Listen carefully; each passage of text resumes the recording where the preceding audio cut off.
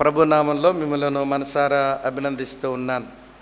బైబిల్లోంచి ఒక పోర్షన్ చదువుకుందాం. యెహెజ్కేలు గ్రంథం 34వ అధ్యాయం 11వ వచనం నుండి 19వ వచనం వరకు. 19వ వచనం అందరం కలిసి చదువుదాం.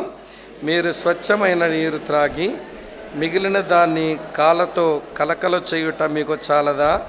మీరు కాళ్ళతో త్రొక్కిన దానిని నా గొర్రెలు మేయవలెనా? కాళ్ళతో మీరు బురదగా కలిపిన దాన్ని అవి త్రాగవలెనా? ప్రార్థన చేసుకుందాం. ప్రేమగల తండ్రి, మీకు కృతజ్ఞతలు చెల్లిస్తున్నాము. మరికొద్ది నిమిషాలు మేము నీ వాక్యాన్ని ధ్యానిస్తూ ఉండగా మాతో ముచ్చటించుము. క్రీస్తు పేర స్తుతులు చెల్లించి ప్రార్థిస్తున్నాము తండ్రి, ఆమేన్. ప్రభునందు ప్రియమైన సహోదర సహోదరులారా, ఇప్పుడు మనం ఒక కీలకమైన విషయాన్ని ఆలోచించబోతున్నాము. అదేమిటి అనంటే స్థానిక సంఘం యొక్క కాపరత్వం. ఏమండి, లోకల్ చర్చ్ పాస్టర్, దీని గురించి మనం ఆలోచించాలి. ఈ సేవకుల కూడికలో మరి రెండవ అంశంలో ఇదొక కీలకమైన భాగం. ఏమండి, pastor of A local church, స్థానిక సంఘం యొక్క కాపరి. ఈ విషయాలు నేను మీతో మాట్లాడుతూ ఉన్నప్పుడు కొన్ని సున్నితమైన విషయాలు ఉంటాయి. అవి ఒకవేళ మీ మీద దాడి చేసినట్లు అనిపిస్తే నా మీద మీరు ఆయాసపడకండి. అది దేవుని యొక్క వాక్య ప్రమాణాలు కాబట్టి ఆ వాక్య ప్రమాణాలకు తగ్గట్టుగా మనం నేర్చుకోవడానికి మనం ప్రయత్నం చేస్తాం. సరే, స్థానిక సంఘం దాని కాపరత్వాన్ని గూర్చి కొన్ని ఉపోద్ఘాత మాటలు మీతో చెప్పదలిచాను. కాపరత్వానికి సరైన మాదిరి దేవుడే. కాపరత్వానికి సరైన మాదిరి దేవుడే. దేవుడే తన ప్రజలకు కాపరిగా పరిచర్య చేయడానికి ఈ గొప్ప బిరుదును తనకు తానుగా ఇచ్చుకున్నాడు. ఇప్పుడు మనం చదివినటువంటి భాగంలో యెహెజ్కేలు గ్రంథం 34వ అధ్యాయం 11వ వచనం నుంచి 19వ వచనం వరకు నేనే కాపరిని అని దేవుడు ఈ టైటిల్కు తను ఫిట్ చేసుకున్నాడన్నమాట. నేను కాపరిని అన్నాడు కనుక కాపరిగా దేవుడు చేసే సేవల నుండి కాపరులంగా, సేవకులంగా, బాధ్యత గల సహోదరులంగా మనం ఎన్నో పాఠాలు నేర్చుకోవచ్చు అన్నది ఈ సెషన్లోని కీలకమైన సంగతులు. సరే, ఇది దృష్టిలో పెట్టుకొని మిత్రులారా, నాతో కలిసి ఈ విషయాలు ఆలోచించేదానికి మీరు పూనుకోవాలని మనం చేస్తున్నాను.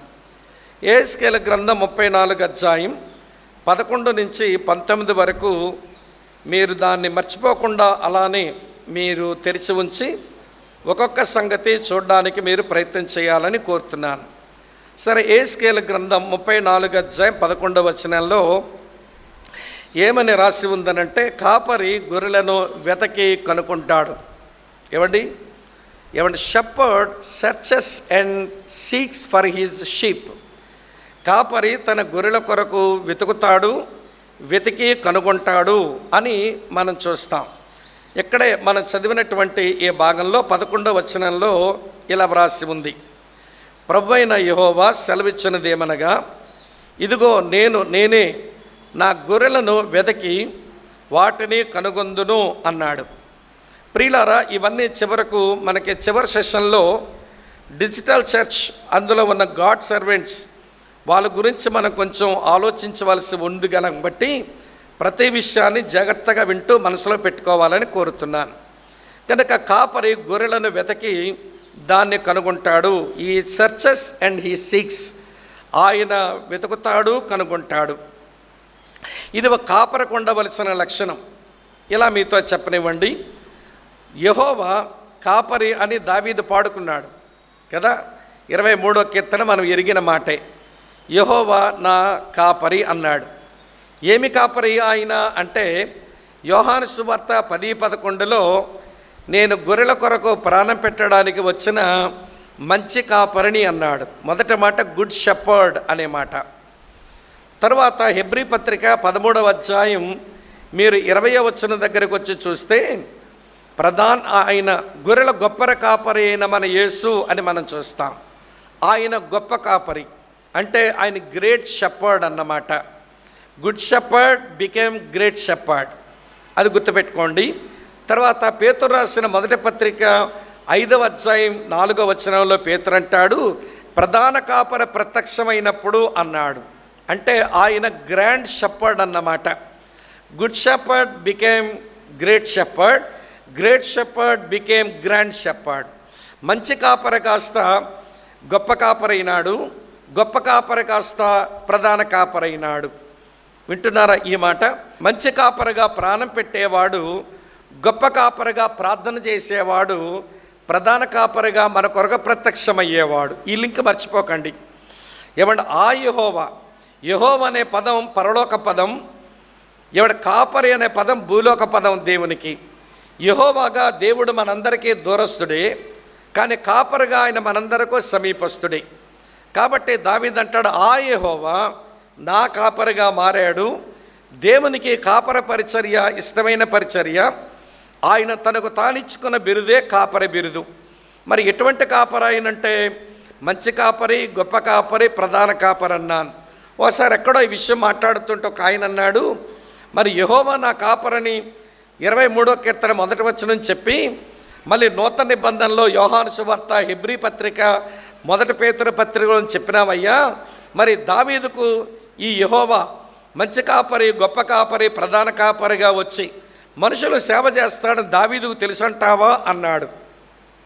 నేను అన్నాను, ముమ్మాటికి తెలుసు అన్నాను. ఎలా తెలుస్తుందండి? అప్పుడు యేసుప్రభు చావలేదు కదా అన్నాడు. యేసుప్రభు చావలేదు కానీ చనిపోతాడని దావీదుకు బాగా తెలుసు. అందుకని గొప్ప కాపరి మీద 22వ కీర్తన పాడాడు. 22వ కీర్తన స్టార్టింగ్ ఏంటో చెప్పండి. నా దేవా నా దేవా నన్నేలా చెయ్యి విడనాడితివి. ఇది ప్రాణం పెట్టే గొప్ప కాపరి యొక్క కీర్తనది. 23వ కీర్తనలో గాఢాంధకారపు లోయలో నేను సంచరించనను, ఏ అపాయమునకు నేను భయపడను అని రాసింది. అది గొప్ప కాపరి యొక్క కాపరిని బట్టి వచ్చిన భరోసా దావీదు అనుభవించి 23వ కీర్తనలోనే గొప్ప కాపరి గురించి రాసేశాడు. 24వ కీర్తనలు అన్నాడు, హే గుమ్మములారా, ఏ పురాతనమైన తలుపులారా, మీ తలుపుల బార్లాగా తెరవండి, మహిమగల రాజు వచ్చినట్లుగా మీరు తల్ల పైకెత్తండి అన్నాడు. ఏమిటి 24వ కీర్తన అంటే, ప్రధాన కాపరిగా ఎలా ప్రత్యక్షమవుతాడో దావీదు రాశాడు. అంటే యేసు ప్రభువుగా ఆ యెహోవా కాపరిగా రాకమునిపే ఆయన ఎలాగ వచ్చి కాపరిగా ఉంటాడో దావీదు ఎరిగి 22లో మంచి కాపరి, 23లో గొప్ప కాపరి, 24లో ప్రధాన కాపరి గూర్చిన గంభీరమైన ప్రవచనాత్మక సత్యాలు దావీదు ముందుగానే పాడేశాడు. ఇంతగా నేను చెప్పగోరే విషయం ఏంటనంటే, కాపరి లక్షణం కలిగినటువంటి ఈ దేవుడు కాపరిగా ఆయన చేసే పని ఏంటనంటే, తన గొర్రెలను వెతుకుతాడు, తన గొర్రెలను కనుగొంటాడు. He searches and he seeks. ఎందుకండి వెతకవలసి వచ్చింది, ఎందుకండి కనుగోవలసి వచ్చిందంటే, ఇవి తప్పిపోయినాయి. గొర్రెలు ఏమైనాయి? తప్పిపోయినాయి.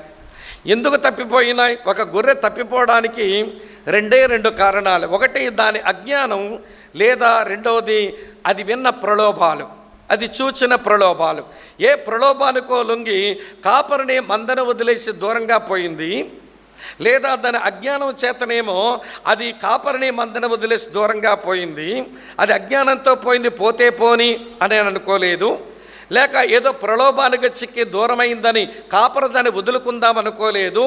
ఆయన వెతకి కనుగొనేటువంటి కాపరి ఆయన. ఇక్కడ కూర్చున్నటువంటి సేవకులు దేవుడు ఏ బిరుదైతే కలుగున్నాడో ఆ బిరుదు మనకు కూడా అనుగ్రహించబడింది కనుక వినండి ప్రియులారా, ఈ అజ్ఞానంతోనో ఏదో ప్రలోభాలకు చిక్కో తప్పిపోయినటువంటి గొర్రెల్లాంటి మన మందను వెతకి కనుగొనేటువంటి లక్షణం అది మనకు ఉండాలి. గొర్రెను వెతకడం, దాన్ని కనుగొనే లక్షణం అది మనకు ఉండాలి. అందుకనే వినండి, ఆ వెతికే కనుగొనే దగ్గర ఈ దేవుని కంట వినండి ప్రియులారా, ఈ కాపరి యొక్క స్వరమును ఆ గొర్రెలన్నీ వింటాయి. కనుకనే అతను వెతికితే తన అరుపుకు, తను కనుగొనడానికి, అవి దొరకడానికి చేరువవుతాయి అన్నమాట. తన గొర్రెలకు తన స్వరము తెలుసు కనుక ఆ గొర్రెల మీద అమితమైన ప్రేమ కలిగిన వాడై వెతకి కనుగొనేదానికి పోతున్నాడు ఆయన. ఇలా మీతో చెప్తాను వినండి. నేను పరిచర్య చేసే స్థలంలో ఒక ఆయన వినండి, వాడు ఎక్కడో రామోజీరావు ఫిల్మ్ సిటీకి వెళ్ళో హైదరాబాద్కి వెళ్ళి డ్యాన్సులు నేర్చుకున్నాడు. యేసుప్రభుని ఏదో నమ్మాడు, అరకొర నమ్మకమే, మొత్తానికి అక్కడికి వెళ్ళి డ్యాన్సులు నేర్చుకొని వచ్చాడు. డ్యాన్సులు నేర్చుకుని వచ్చినోడు ఏ డ్యాన్సులు చేసుకుంటే నాకేం పట్టింది బాధ, కానీ వీడు ఊర్లో ఉన్న వాళ్ళంతగా డ్యాన్సులు నేర్పిస్తున్నాడు. తాను చెడ్డకోతి వనమెల్ల చెరిపినట్టు చెప్పే వింటున్నారు. కూసే గాడిద వచ్చి మేసే గాడిద చెరిపినట్టు ఈడేమో డ్యాన్సులు నేర్పిస్తున్నట్ట. ఎవరో చెప్పారు నాకు. చెబితే నేను ఆడితే చెప్పాను, ఒరే తమ్ముడా, ఇది సబబు కాదు, నువ్వు దేవుని బిడ్డవయ్యావురా బాబు, మీ అమ్మ మీ భార్య చర్చకు వస్తున్నారు, ఇట్లా చెయ్యొద్దురా బాబు అంటే ఆడు కొంచెం తలదించేసి, ఏమండి కొంతమంది వీర మర్యాదలు చూపించేస్తారు, వీర వినయాలు చూపించేస్తారు. అమ్మో ఈ దొంగ వినయాలకు దండం పెట్టాలి, నమ్మకూడదు అసలు. కానీ ఏమండి అలాగే ఉన్నాడు వాడు. ఉన్న తర్వాత వాళ్ళ ఇంటికి పోయి భార్య అమ్మ దగ్గర ఉన్నప్పుడు కూడా చెప్పిన జ్ఞాపకం ఉంది నాకు బాగా. అమ్మ ఇలా చెయ్యొద్దని చెప్పండి అంటే, చెప్తున్నా బాబు వీడు వింటం లేదన్నారు. సరే గట్టిగా చెప్పాం. తర్వాత ఒకరోజు మందిరంలో వాళ్ళ అమ్మ తన భార్యను, తర్వాత ఏమో వాడికి మందిరం నిలబెట్టి కూడా చెప్పాను. అది కూడా నాకు బాగా జ్ఞాపకం ఉంది. వింటున్నారా? ఇప్పుడు ఎన్ని ప్రయత్నాలు చేశాను? ఒంటరిగా చెప్పాను, వాడి కుటుంబం దగ్గరికి వెళ్ళి చెప్పాము, ఒక పెద్దను తీసుకుని వెళ్ళి సంఘంలో అందరి ముందు నిలబెట్టి చెప్పాను. మారాలా లేదా? మాట్లాడరే? మారాలి. ఏం మారలేదని తెలియగా నేను అన్నాను వాడికి ఒకసారి, ఒరే బాబు, నేను హిమాచల్ ప్రదేశ్ వెళ్తున్నాను పరిచర్యకు, హిమాచల్ ప్రదేశ్ నుంచి నేను వచ్చేసరికి నువ్విక మారకపోతే నేను వెళ్ళేస్తాను చర్చిలోంచి అన్నాను. ఓ అయ్యగారులం కదా, వెళ్ళేయగలం మనం, వెళ్ళేస్తాను చర్చిలోంచి అన్నాను. దానికి పెద్ద సీరియస్గా తీసుకున్నట్టు అనిపించలేదు నాకు. సరే మొత్తాన్ని హిమాచల్ ప్రదేశ్ వెళ్ళాను. నా మనసు నింటా ఒకటే, ఇది 3 సార్లు చెప్పిన వీడికి బుద్ధి రాలేదు, వెళ్ళేస్తానన్నా కూడా వీడు భయపడడం లేదేంటి ఆలోచిస్తూ వాడి గురించి ప్రార్థన చేస్తుంటే చివరికి ఏమైందో తెలుసా అండి, నేనేమో అక్కడ పాస్టర్స్కి ఏమో వాక్యం చెప్పడానికి పోయాను. CNI మిషన్ కాంపౌండ్లో వాక్యం చెప్పడానికి పోయా. బాగా జరుగుతుంది మీటింగ్. ఈలోకి ఎవరో చెప్పే CNI బిషప్ గారు వచ్చారండి వాక్యం చెప్పడానికి. ఆయనేమి ఇందులో స్పీకర్ కాదు కానీ వచ్చారు కదా, డివోషన్ ఇస్తాం ఉదయాన్ని అన్నారు. మేము వినాలని మాకు సంతోషమే కదా, ఇవ్వండి డివోషన్ అన్నాం. సరే డివోషన్ ఏమో వాళ్ళు బిషప్ గారికి ఇచ్చారు. ఆయనేమో సేవకులకు డివోషన్ తీసుకుంటూ లూకాసు వార్త 15వ అధ్యాయం మొదలెట్టాడు. సేవకులకు లూకాసు వార్త 15వ అధ్యాయం ఏంటండి సువార్త చెప్పినట్టు అని నా మనసులో అనుకున్నాను. ఎందుకంటే కొంచెం వాక్యం కొద్దిగా గొప్ప తెలుసు కాబట్టి అనుకుంటూ ఉంటే ఆయన వాక్యం చెబుతా ఏమన్నాడో తెలుసా? ఈరోజు చాలామంది సేవకులు తమ సంఘంలో వారు సరిగ్గా ఉండకపోతే వెలేస్తామని అనుకుంటారు. వెలియండి, కానీ వెలివేయడానికి మీరు ఎంత ఎఫర్ట్స్ పెడతారో మళ్ళీ వాడిని వెతకి కనుగొని చర్చిలోకి తేయడానికి 100 రెట్లు ఎక్కువ ఎఫర్ట్స్ పెట్టగలిగితేనే వెలేసే హక్కు ఉంది అన్నాడు ఆయన డివోషన్లో. ఇక్కడ ప్రసంగం CNI సేవకులు కాదు, ఆ ప్రసంగం వాళ్ళకి ప్రసంగించడానికి వచ్చి నాకు అది ప్రసంగం అయింది. మీకు అర్థమైందా? సింపుల్ డివోషన్ అండి. దేవుడు నాతో మాట్లాడాడు అనిపించింది. అట్నుంచి వచ్చాక కూడా ఆడిని ఒంటరిగా కలుసుకుని మళ్ళీ చెప్పానండి, ఒరే బాబు ఇట్లా అనుకున్నాను కానీ దేవుడు నాతో మాట్లాడాడరా, నువ్వు అలా ఉండొద్దు అంటే మీకు విడ్డూరం అని చెప్పనా, మన పశ్చాత్తాపాలు మన ఒప్పుకోలులు ఎంత తేలిగ్గా తీసి పడేస్తారో. నేను అనుకున్నాను వాడికి ఈ మధ్య ఒక ప్రమాదం కూడా జరిగితే అప్పుడు నాకు అర్థమైంది, అంత పెద్ద ప్రమాదానికే భయపడాడు దేవునికి దగ్గర రాకపోతే నా బోటోడు ఏడ్చి బ్రతిమలాడి చెప్తాడు ఎందుకు మారతాడు. పాము కరిసింది అయినా మారలేదండి వీడు. ఆ ఊరు ఆయన ఎక్కడ కూర్చున్నాడు పక్కనే ఎదురుగా, పాము కరిచినా కూడా మారలేదండి వాడికి. చచ్చిపోతాడు అనుకుంటే మళ్ళీ ప్రార్థన చేశాం. నిజంగా నేను వెరీ సీరియస్, చాలా సీరియస్గా ప్రార్థన చేశాను, ప్రభువాడు బతకాలి అని. ఆడు బతికాడు కానీ మారలేదండి మనిషి. అప్పుడు అనుకున్నాను, ఓ ప్రభువా, ఈడు పాము కుట్టినా కానీ ఈడు మారలేదంటే నా బోటాడు బతివనాడితే ఏం మారతాడు. ఆడు మారకపోయినా నా టైం ఉంటే వెతకగలిగితే వెతుకుతా, కనిపెట్టవలసే కనిపెడతా, తీసుకురాగలిగితే తీసుకొస్తా. అవకాశం ఇవ్వాలంటే ఏమండి ఆడి పేరు ఇప్పుడు ఏం పెట్టాలంటే చెక్కడ దొరకడానికి పెడితే బాగుంటుంది. ఏం పేరు మీడి పేరు? పోనీ నాకే కాదు, వాళ్ళ ఇంటి దగ్గరలో ఉంటాయి, వీళ్ళకైనా చిక్కుతాడేమో అడగండి. పోని మావాడికైనా దొరికితే పోనీ ఈ అబ్బాయి కూడా ఏదో చెప్పేవాడే ఆ పిల్లగాడికి, ఆడ చెక్కడో దొరకడు అన్నమాట.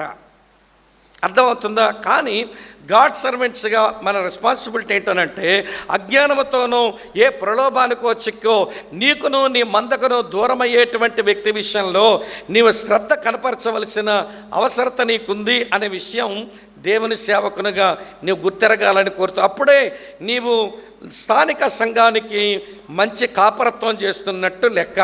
ఇది ఏ స్కేల్లో దేవుడు చెప్పుకున్న మొదటి మాట. రండి, రెండో సంగతి జ్ఞాపకం చేస్తాను. రెండో సంగతి ఏంటనంటే 34:12 అంటాడు, ఎవడ కాపరి గొర్రెలను విడిపిస్తాడు, నేను కాపరిగా గొర్రెలను విడిపిస్తాను అన్నాడు. చూడండి 12వ వచనంలో, తన గొర్రెలు చెదరిపోయినప్పుడు కాపరులు వాటిని వెతకినట్లు నేను నా గొర్రెలను వెతకి చీకట గల మబ్బు దినమందు ఎక్కడెక్కడ చెదిరిపోయానో అక్కడ నుండి వాటిని తప్పించి అని రాసి ఉంది. ఈ వచనం నాకేమి నేర్పించిందంటే, ఎక్కడెక్కడగా అవి చెదిరిపోయినో అక్కడక్కడ నుంచి నేను వాటిని తప్పించి అన్నాడు. గొర్రెలను వినండి, ఆయన విడిపించేవాడు. మీకు విషయం మీతో చెప్పనా, గొర్రెలకు బాగా వినండి సీరియస్గా, గొర్రెలకు అనగా క్రైస్తవులకు దేవుని మందకు శత్రువు ఒకరు కాదండి. కాపరి పట్టించుకొని తప్పించి విడిపించకపోతే ఏదో ఒక దాని చేతులు చిక్కిపోతాయి గొర్రెలు. గొర్రెలకు శత్రువులు ఎన్నున్నారో వరుసగా చూపిస్తాను. ఒకసారి అందరూ యోహాను సువార్త 10వ అధ్యాయం తెరవండి. యోహాను సువార్త 10వ అధ్యాయం తెరవండి. ఒక్కొక్క శత్రువును నేను జ్ఞాపకం చేస్తాను. కాపరి నిజంగా శ్రద్ధ కలిగిన కాపరైతే శత్రువుల శక్తి వారిని పట్టుకొని ఉంచలేదు అన్నట్టుగా వారిని తప్పించి వాటిని విడిపించేయాలి. యోహాను సువార్త 10వ అధ్యాయం 1వ వచనం చూడండి. గొర్రెల దొడ్డిలో ద్వారమున ప్రవేశింపక వేరొక మార్గమును ఎక్కువాడు. చెప్పండి తర్వాత. అంటే గొర్రెల మందకు మొదటి శత్రువు ఎవరంటే దొంగ. మంద వాడిది కాదు, మంద నాదనుకొని దూరిపోతున్నాడు వీడు. మంద కాపరగా చెందింది, కానీ ఎవడొచ్చి దూరుతున్నాడంటే దొడ్డిదారిలో దొంగ. దొంగ అంటే ఎవరో కాదు సుమా, వాడే సాతానుడు, వాడే దుష్టుడు. వాడు దొడ్డిదారుని వచ్చే మందను చేజెక్కించుకుందామని ప్రయత్నం చేసేవాడు. వీడి సంగతి అట్టి పెట్టండి. నెంబర్ 2, అదే 10వ అధ్యాయం 5వ వచనం చూడండి, ఇలా రాసి ఉంది, అన్యుల స్వరం అవి ఎరగవు గనుక అన్యుని ఎంత మాత్రమును వెంబడింపక వాని యొద్ద నుంచి పారిపోవునని మీతో నిశ్చయముగా చెప్పుచున్నాను అన్నాడు. ఈ వచనములో ఉన్న మరో శత్రువు ఎవరంటే మందకు అన్యుడు, వాని స్వరం. ఎవడండి అన్యుడు? ఏమిటి వాడి స్వరం అంటే, ఈ అన్యుడు వాడి స్వరం ఏమిటో చెప్పమంటారా? వాడే దుర్బోధకుడు అన్నమాట. ఎవడండి వాడు? దుర్బోధకుడు. వాడికే స్వరం ఉంది, కాపరికే స్వరం ఉంది, అది హితబోధ చేస్తుంది. అన్యుడికే స్వరం ఉంది, అది దుర్బోధ చేస్తుంది. కనుక మందలో ఉన్నటువంటి గొర్రెలకు రెండవ శత్రువు ఎవరంటే ఎవడు? దుర్బోధకుడే, అన్యుడు వాడే. ఇది రెండో శత్రువు. మూడో శత్రువు చెప్తాను చూడండి ప్రియులారా, ఇలా రాసి ఉంది, చదువుతున్నాను 10వ అధ్యాయం 12వ వచనం చూడండి, ఇలా రాసి ఉంది, జీతగాడు గొర్రెల కాపరి కాడు గనక గొర్రెలు తనవి కానందున తోడేలు వచ్చడు చూచి గొర్రెలను విడిచిపెట్టి పారిపోవును, తోడేలు ఆ గొర్రెలను పట్టి చెదరగొట్టును అని రాసి ఉంది. వినండి ప్రియమైన స్నేహితులారా, ఇక్కడ మూడో శత్రువు ఉన్నాడు మందకు. వాడు ఎవడంటే జీతగాడు. జీతగాడు మందక శత్రువు. మంద మీదనే బతుకుతున్నాడు, కానీ మందలోనికి తోడేలు వస్తే మాత్రం వీడు పట్టించుకోడంట. ఎందుకంటే వీడికే ప్రాణభయం అంట, పారిపోతాడంట. ఎవడండి బాబు జీతగాడంటే? సమర్పణ లేని సేవకుడే ఈ జీతగాడు. సమర్పణ లేని సేవకుడే ఈ జీతగాడు. మరి మందలోనికి వచ్చిన తోడేలు ఎట్లా వచ్చేసిందండి?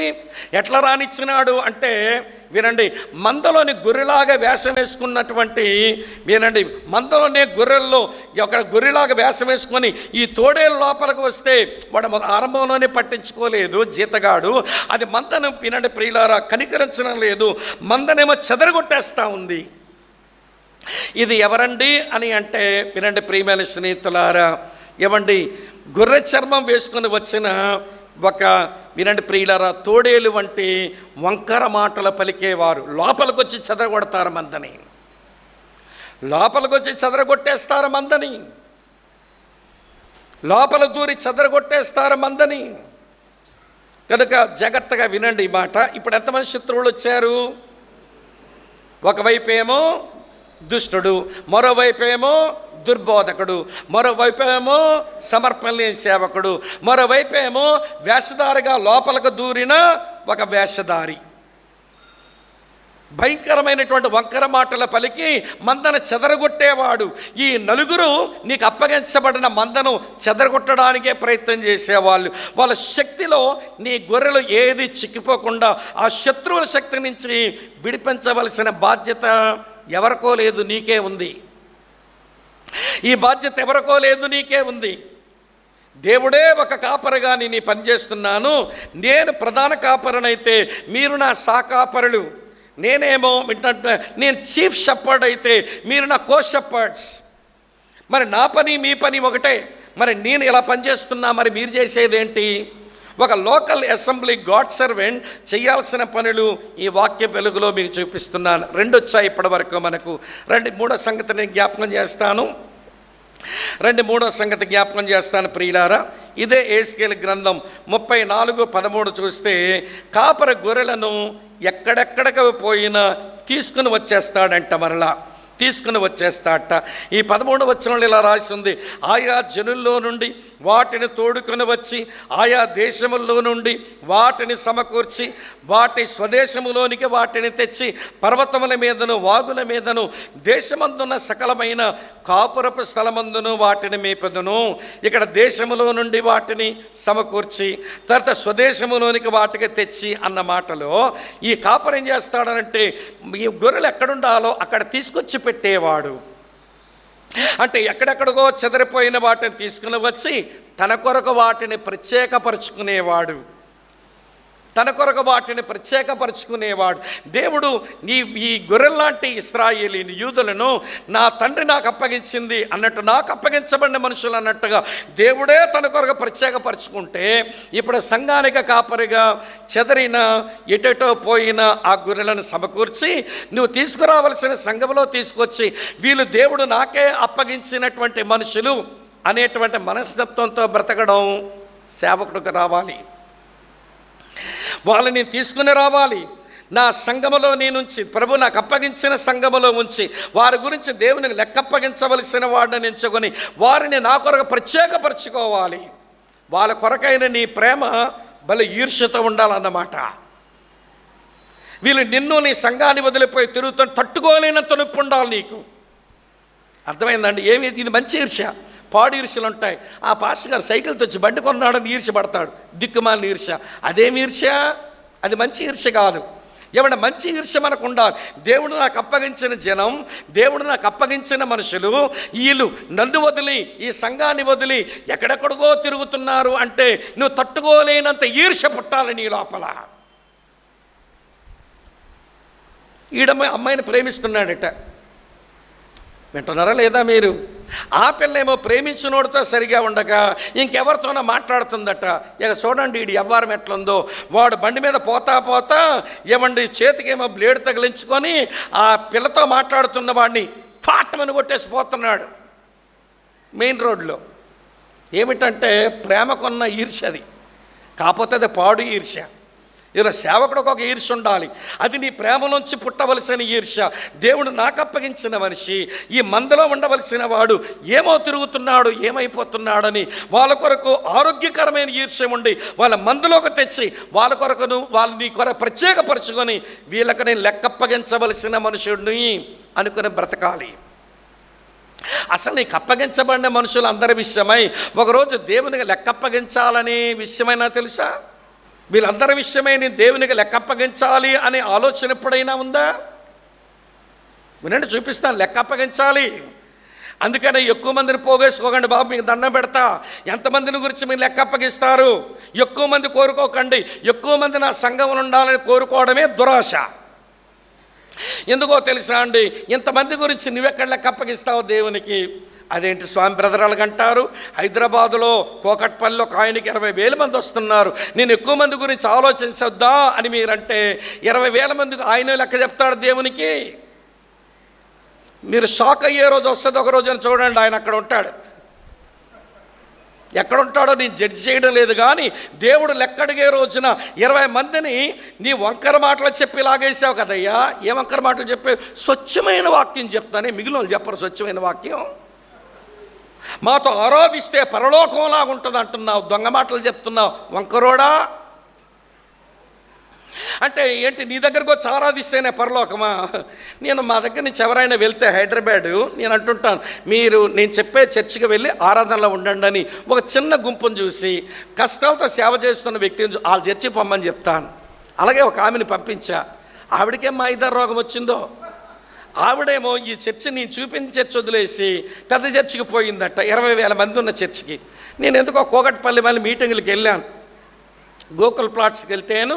సరే మనం తెలిసినామే కదా, ఫోన్ చేసి మీటింగ్లు రప్పిద్దామని రప్పించిన తర్వాత, ఏమమ్మా నేను పంపించని చర్చికే పోతున్నావు అంటే ఆవిడంటుంది, లేదు మానేశానన్నయ్య అంది. ఏమి ఇప్పుడు ఎక్కడికి వెళ్తున్నామంటే అక్కడికి వెళ్తున్నానంది. ఏమెందుకు వెళ్తున్నామంటే పరలోకంలాగా ఉందన్నయ్య అంది. ఏంటమ్మా పరలోకంలాగా ఉందా? దేని బట్టి పరలోకం అంటున్నామన్నా నేను, ఈ బాగా వాక్యం చెప్తున్నారా, నీ ఆత్మకి ఏమైనా ప్రయోజనం కలుగుతుందంటే వాక్యము పరలోకము ఇవన్నీ తీసేయండి అన్నా.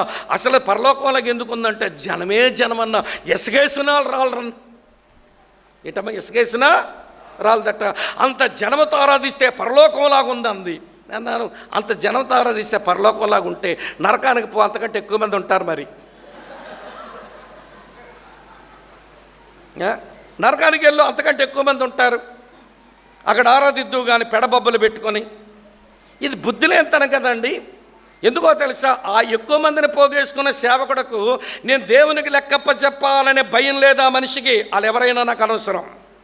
సోకాల్డ్ పెద్ద పెద్ద అయ్యగారులు, వాళ్ళ ఫేవరెట్ సొకాల అయ్యగారులు మీరున్నా కానీ నాకేమైతే మొహమాటమేమి లేదు. వాళ్ళకి దేవుని భయం రవ్వంతైనా లేదు. అది ఎంతమంది మనుషుల గూర్చి నేను దేవునికి ఏమి లెక్క అప్పగిస్తాను అన్న భయం లేదు. ఈ వచనం చదువుతారో లేదో వాళ్ళు అనిపిస్తుంది. జనాలను ఎక్కువ పోగేసుకున్న వాళ్ళు చూపిస్తాను రండి. హెబ్రీలకు రాసిన పత్రిక చదువుతున్నాను చూడండి. హెబ్రీలకు రాసిన పత్రిక చదువుతున్నాను వినండి, టైం అయిపోతుంది రండి స్పీడ్గా. 13వ అధ్యాయం, హెబ్రీలకు రాసిన పత్రిక 13వ అధ్యాయం చదువుతున్నాను చూడండి. 17వ వచనం, మీ పైన నాయకులుగా ఉన్నవారు లెక్క ఒప్పజెప్పవలసిన వారై మీ ఆత్మలు కాయుచున్నారు. వారు దుఃఖముతో ఆ పని చేసిన ఎడల మీకు నిష్ప్రయోజనము కనుక దుఃఖముతో కాక ఆనందము చేయనట్లు వారి మాట విని వారికి లోబడి ఉండండి. ఏంటంట బాబు వీళ్ళు చేయాల్సిన పని? ఏమంటే నాయకులుగా ఉన్నవారు లెక్క ఒప్పజెప్పవలసిన వారి వలె మీ ఆత్మలు కాయుచున్నారు. నీకు అప్పగించబడిన 20,000 మంది దేవుడే నీకు అప్పగిస్తే వాళ్ళందరి విషయమై లెక్క అప్పగించవలసిన వాడను అన్నటువంటి ఆలోచనతోనే వినండి, వాళ్ళని కాస్తున్నారా కాపరిగా? 20,000 మంది కొరకు నేను లెక్క అప్పగించవలసిన వాడను అన్న ఆలోచనతోనే కాస్తున్నారా ఈ మందను? నేను అందుకు అనుకుంటాను, ఏమండి కష్టపడి ఎంత బాగా సేవ చేసినా ఒక సేవకుడు 200 మంది కంటే ఎక్కువ మందికి కాపర పరిచర్య అందించలేడు. ఈ 200 మందికి ఎన్ని పిలుమొగ్గలేస్తాడో పాస్టర్ గారు. ఈ 200 మందికో ఏమండి ఏమి తపస్సు చేయాల్సి వస్తుందో. ఎందుకంటే విశ్వాసాలు సామాన్యులు కాదు కదా, వాళ్ళు ఎప్పుడూ ఎలా ఏడిపించాలో మనల్ని ఏడిపించేస్తుంటారు. ఎందుకు నవ్వి అన్నా నీతోనే అంటారు, మనమే ఉబ్బిపోతుంటాం. ఇట్లా సడన్గా మూతి తీసుకుని ఇట్లా పోతారు, ఎందుకు పోయారో తెలియదు. ఈ 200 మందిలోనే నీ వెనక మేమేనన్నా నీ కొరకు నీతో కలిసి సేవ చేస్తామంటారు. మళ్ళీ ఎప్పుడు మూతి పొడుచుకొని పోతారో తెలియదు, ఎప్పుడు వందనాలన్నీ అంటారో తెలియదు, ఎప్పుడేమో వీడు పెద్ద సేవకుడు అని ముఖం తిప్పుతారో తెలియదు. అమ్మో విశ్వాసులుగా దండం పెట్టాలి. అసలు విశ్వాసాలు మళ్ళీ ఆడుకునే ఆట ఎలా ఉంటుందో చెప్తాను వినండి. విశ్వాసాలు ఎవరు లేరనుకుంటున్నాను, అమ్మ ఉంటే కూడా దండ పెడతా, ఏమనుకోకండి మీకు దండ పెడతా. ఏమంటే విశ్వాసాలు మన ఆడుకున్న ఆట మీతో చెప్పనా? మనకు కొంచెం నాజుగ్గా మంచి బట్టలు వేసుకొని కనబడ్డామనుకోండి, మా అయ్యగారు లెవెల్ పెరిగిందంటారు. కొంచెం సాదా సీదా బట్టలు వేసుకొని కనబడ్డామనుకోండి, మా అయ్యగారు మా పరువు తీసేస్తున్నాడు అని అంటారు. చూసారు ఎట్లుందో? మన వాక్యం చెప్పినప్పుడు అలాగ వాక్యమే చెప్పామనుకోండి, బోరు కొట్టించేస్తున్నాడని అంటారు. పోనీ మధ్య మధ్యలో ఉదాహరణలు చెబితే అర్థమవుతుందేమని ఉదాహరణలకు ఏదో కథలు చెప్పామనుకోండి, ఈ మధ్య మా పాస్టర్ గారు పిట్ట కథలు ఎక్కువయ్యాయి అంటారు. వింటున్నారా మీరంతా? ఏమండి ప్రతీ నెల టెన్షన్గా మనం విజిటింగ్కి వెళ్ళామనుకోండి, నెల అవ్వగానే 5వ తారీఖు లోపు హాజరేసేసుకుంటాడు అంటారు. మనం విజిటింగ్కి వెళ్ళడం మానేసామనుకోండి, పెద్దలుగా పాస్టర్ గారు విజిటింగ్కి రాలేదని మన మీద కంప్లైంట్లు చేస్తారు. ఇక్కడ ఉన్నారా లేదా మీరు? అమ్మ అర్థమవుతుందా? మన సైకిల్ మీద వెళ్ళామనుకోండి, ఏమంటే బండి కొనివ్వలేదా మేము అంటారు. ఈ పెద్ద ఆయిల్ డబ్బులు ఇచ్చినట్టు. మన సైకిల్ మీద దగ్గరని పోయామనుకోండి, బండి ఇవ్వలేదా అని అంటారు. మన బండి మీద పోయామనుకోండి, సైకిల్ మీద వచ్చినోడు లెవెల్ ఎంత పెరిగిందో చూడండి రా అంటారు. అమ్మో ఈ విశ్వాసాలకు పెద్ద దండం పెట్టాలి. కానీ దేవుడు వాళ్ళని మనకిచ్చాడు. వాళ్ళు మనల్ని చెక్కుతారు, మనం వాళ్ళని చెక్కుతాం. మనము చెక్కబడ్డానికి శిల్పులు వీళ్ళే. వాళ్ళని చెక్కడానికి శిల్పులు మనమే. ఈ అవినాభావ సంబంధం అర్థం కాకపోతే వాళ్ళు తీసుకుని వచ్చి ఉంచవలసిన చోట ఉంచి వాళ్ళని మన కొరకు ప్రత్యేకపరచుకొని వీళ్ళ కొరకై నేను లెక్కప్పగించవలసిన వాడను అన్న ఆలోచన లేకపోతే you are failed in your shepherding ministry. కాపరి పరిచర్యలో నువ్వు విఫలమైపోయినట్టే లెక్క. ఇక్కడ కూర్చున్న అయ్యగారులందరిని అడుగుతాను, మీ కాంగ్రిగేషన్ విషయమై దేవునికి లెక్కపంచాలి అనే భయముతోనే సేవ చేస్తున్నారా? అందుకే ఎక్కువ మందిని కూర్చుకోకండి. పౌలు అన్నాడు, సేవను 2 భాగాలు విడగొట్టాడండి పౌలు. మీలైతే చదవండి. 1 కొరింథీ 3వ అధ్యాయం చదివితే అమ్మ వింటున్న 11వ వచనం నుంచి 16వ వచనం వరకు సేవను 2 భాగాలుగా విడగొట్టాడు. ఒక రకమైన సేవ ఇవ్వండి, బంగారము, వెండి, వెలగల రాళ్ళు, ఇది ఒక రకమైన సేవ. రెండో రకమైన సేవ గడ్డి, కర్ర, కొయ్యకాలు. బంగారం, వెండి, వెలగల రాళ్ళు ఎంత ఉంటాయి? ఎంత కూర్చుకోవచ్చు తమ్ముడు? కొంచెమే. గడ్డి, కర్ర, కొయ్యకాలు ఎంత కూర్చుకోవచ్చు? బోల్డ్ అంతా. బంగారం, వెండి, వెలగల ప్రాణాలు లాంటి పరిచర్యతో సేవ చేసే సేవకుడి దగ్గర ఉన్న మంద కొంచెంగానే ఉంటారు. మీకు ఆ శుభార్త చెప్పనా? యేసు ప్రభువు వారు అన్నమాట, పెద్ద మందా భయపడకూడదు లేదు ఆయన, చిన్న మందా భయపడకూడదు అన్నాడు. నీ మంద చిన్నదైతే భయపడకూడని అభయం ఉంటుంది. నువ్వు పెద్ద మంద అయితే నువ్వు గడ్డి, కర్ర, కొయ్యకాలు పోగేసుకున్నావు, అది కాలుస్తానంటాడు మరి ఆయన. ఏమంటే సోకాల్డ్ వినండి, కార్పొరేట్ సేవకులంతా విస్తారం వేల మంది మనుషులను ఆయా సంఘాల నుంచి ఈ సంఘాల నుంచి లాగేస్తున్నారే. మా దగ్గర ఆరాధన పరలోకంలాగా ఉంటుంది, తర్వాత మా దగ్గర స్వచ్ఛమైన వాక్యం ఉంటుంది, ఇది మాదే పరలోక గవిని. ఇవన్నీ నంగనాచి మాటలండి, ఇవి పచ్చి అబద్ధాలండి. అంటే మిగిలిన సేవను మీరు తోలనాడమే కదా, మిగిలిన సేవకుని మీరు కించపరచడమే కదా.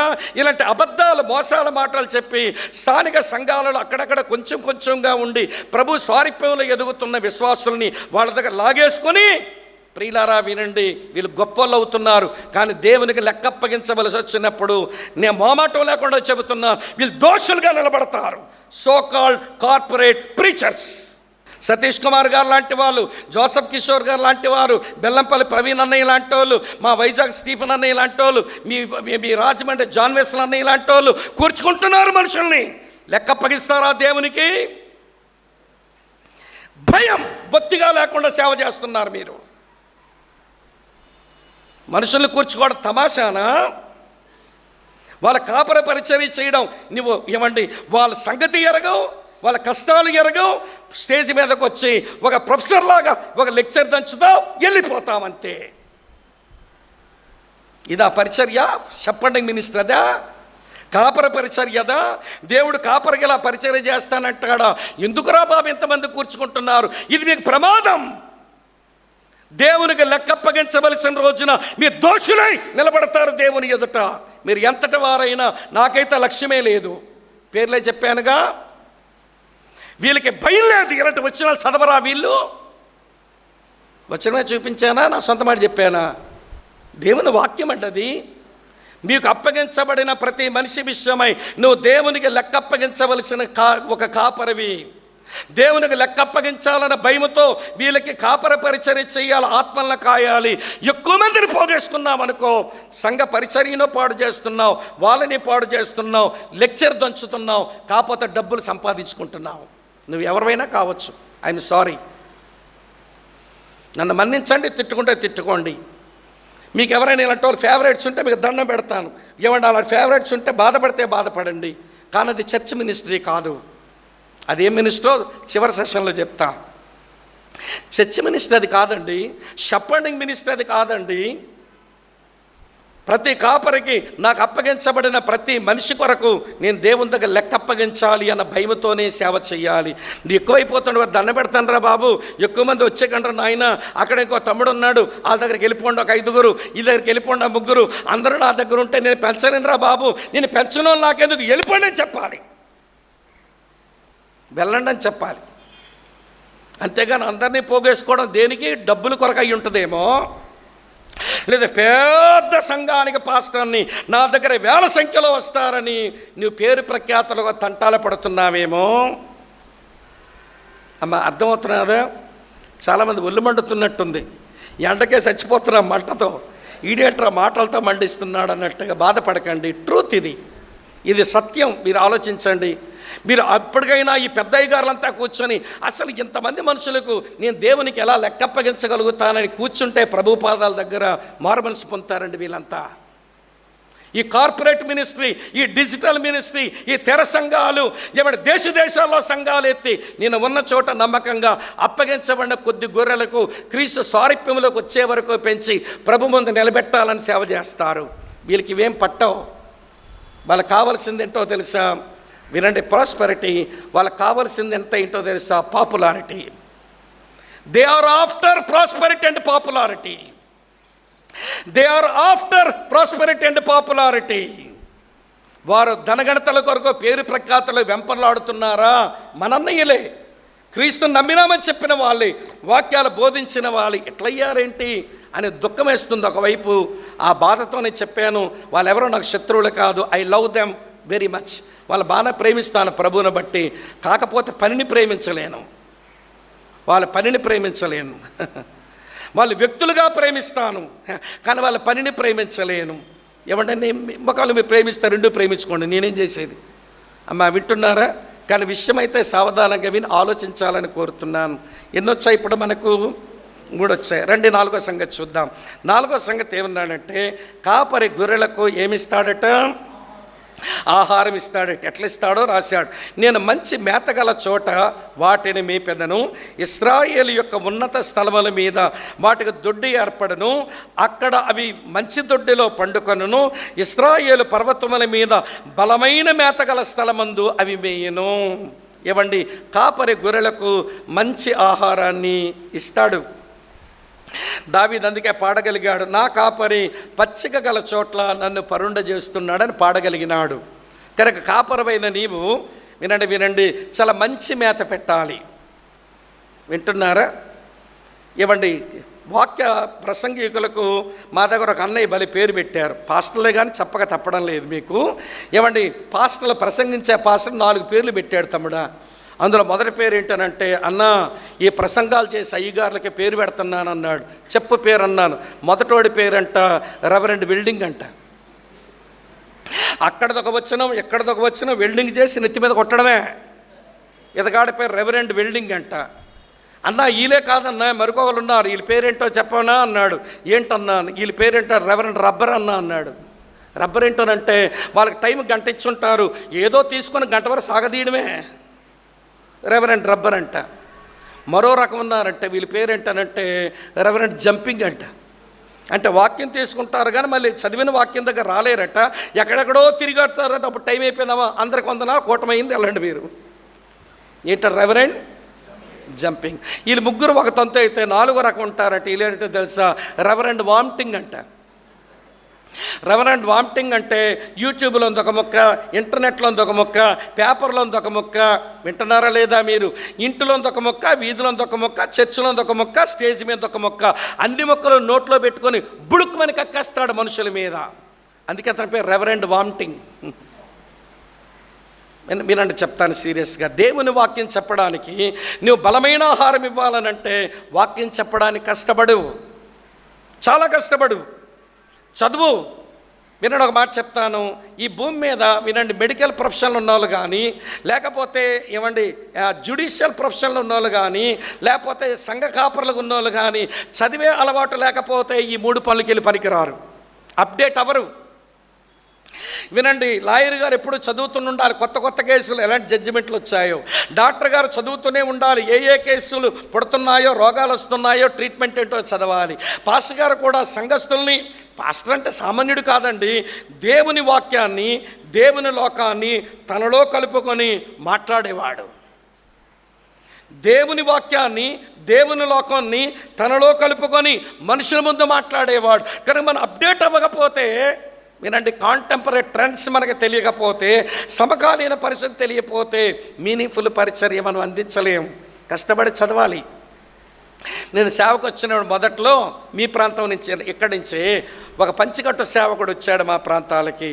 అంకుల్ నేను ఫుల్ టైంకి వచ్చాను, జాబ్ రిజైన్ చేశానంటే, మంచిది బాబు, నీలాంటి వాడు సేవకు రావాలని ఇప్పటి నుంచో ప్రార్థన చేస్తున్నాను, మంచిది, కొంచెం హైందవులకు గట్టిగా వాక్యం చెప్పగల లేరయ్యా, నువ్వు వచ్చావు సంతోషం అన్నాడు. అతనితో కొంచెం ఫెలోషిప్ చేసి భోంచేసాక, అంకుల్ వెళ్తాను, ఏదైనా ఒక 2 మాటలు చెప్పండి అంకుల్, సేవకు వచ్చాను కదా, మీ మాట తీసుకుని వెళ్తాను, ప్రార్థన చేసి పంపించండి అన్నాను. ఆయన అన్నాడు, ఒరే బాబు స్వామి, ఎవడైనా నిన్ను పిలిచి కోడి కోసి భోజనం పెట్టాడో ఆడే రేపు నీ పేకొస్తాడని తెలుసుకోరా అన్నాడు. అదేంటి అంకుల్ అలాగంటున్నావని అంటే, అతనిది తప్పు కాదయ్యా, అతను కోడి కోసి నేను ప్రేమించే పెడుతున్నాడు కానీ ఊరికే కక్కుర్తిపడి ఎక్కువ తిన్నామనుకో, ఆ పాస్టర్ కక్కుర్తోడండి ఎక్కువ తింటాడని చెప్పి నీ సాక్ష్యం పాడు చేస్తాడేమో, కాబట్టి అతను కోడి కోసి భోజనం పెట్టినోడే రేపు నా పేకొస్తాడని భయంతో తిండికి ఇక్కడ కత్తి పెట్టుకొని తినన్నాడు. ఊరికే రుచికరమైన భోజనం దొరికిందని ముద్ద మీద ముద్ద నువ్వు లోపలికి ఎగరేసి ఈ పోడియం పెంచుకొని బైబిల్ పెట్టుకోవడానికి ఇలాంటి ఇయ్యాల్సిన పని లేనంత పెంచుకోక. ఇది రెండో మాట, ఈ మాట నచ్చింది సుమా, అందుకనే ఎంత రుచికరమైన భోజనం పెట్టండి, ఎక్కువ నాతో తినిపించడం మీ వల్ల కాదు. ఎక్కువ తినిపించేద్దామని ఎవరు ప్రయత్నం చేసినా వారి వల్ల కాదు, నేను తినను. ఏమండి, ఎంత తిన్నా పొట్టలో ఇంకా తినడానికి ఖాళీ ఉండేటంత ఆపుకొని చేతులు కడుక్కొని లేచిపోతా నేర్పించాడు ముసలాయన. రెండోది ఏమన్నాడు తెలుసా, వాక్యం చెప్పే సేవకు వచ్చావు కొడుకా, నువ్వు ఎలా చేయాలో తెలుసా వాక్యపు సేవ, బైబిల్లో ఉన్న వాక్యపు గింజలు తీసి నీ హృదయం అనే కుండలో పోసి మోకాలనే పొయ్యి మీద పెట్టి పరిశుద్ధాత్మని వేడిని కట్టెల వేడి తగిలించి నీకు దేవుడిచ్చే అనుభవాలను గరిటితో తిప్పి కలిపి వండి పెట్టరా, ఆరోగ్యంగా ఉంటారు మనుషులు అన్నాడు. మీకు అర్థమైందో వ్యర్థమైందో? బైబిల్లో గింజలు తీసి ఎక్కడ పోయాలంట? హృదయం అనే కుండలో పోయాలి. ఈ కుండను ఎక్కడ పెట్టాలటమ్మా? మోకాలనే పొయ్యి మీద పెట్టాలట. దానికి ఏం వేడి తగిలించాలట?